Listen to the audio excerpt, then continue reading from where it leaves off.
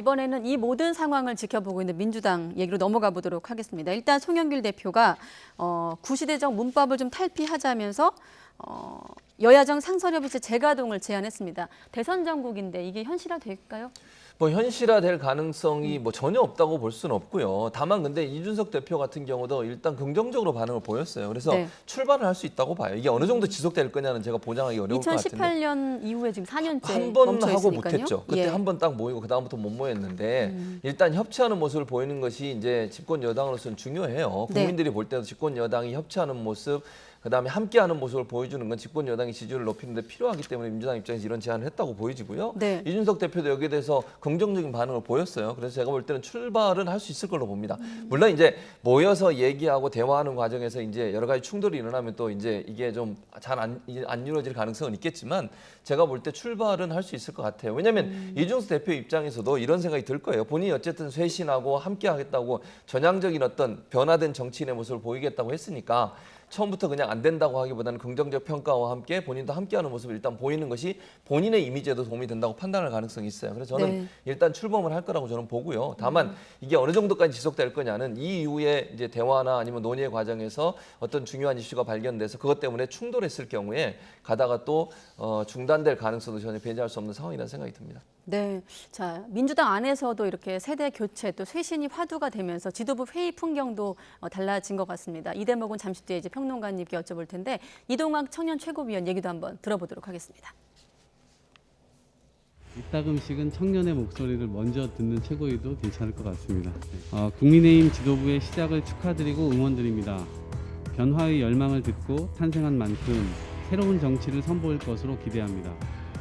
이에 따른 개혁 경쟁은 불가피합니다. 민주당도 질 수 없습니다.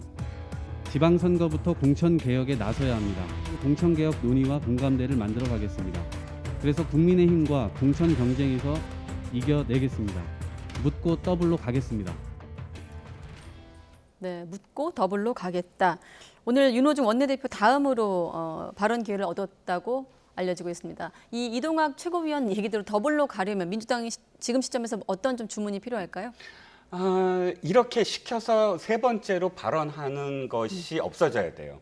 무슨 말씀이냐면, 자, 지금 상대적으로 엄청난 차이가 있어요. 아마도 여의도에서는 지금 염색약이 가장 많이 팔릴 거다 이런 얘기가 있습니다. 왜냐하면 이준석 대표와 사진을 찍는 상대 당이라든지 뭐 상대를 해야 되는 사람들은 젊게 보여야 되거든요. 이준석 대표는 지금 스스로 쟁취해서 투표로서 선출된 거예요. 그래서 네. 자기가 발언권이 셀 수밖에 없어요. 그런데 이동학 청년 최고위원은 청년 최고위원직을 준 거예요.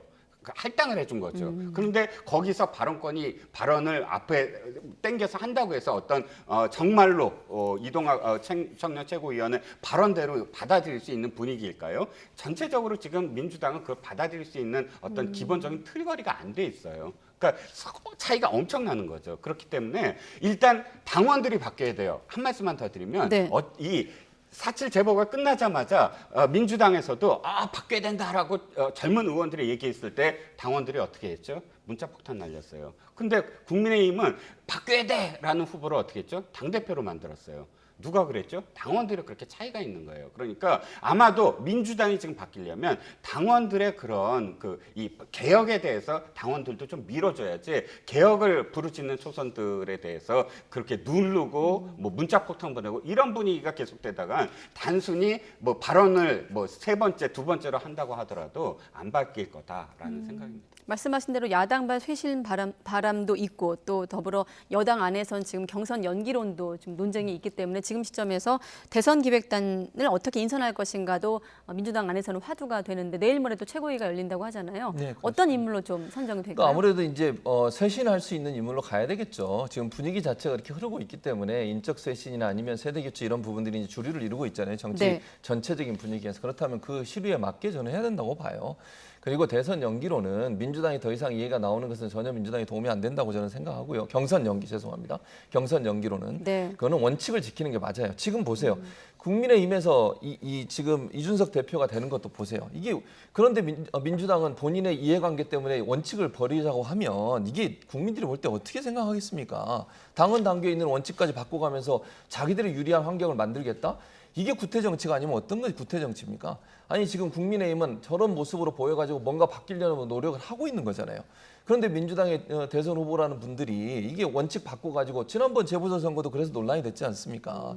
그런 부분들을 좀 고민하신다고 하면 저는 대선 기획단도 새로운 면모, 참신한 인물 그리고 정말 국민들이 볼 때 뭔가 변화가 있구나 하는 모습을 보여줄 수 있는 인물로 저는 채워야 한다고 생각을 하고요.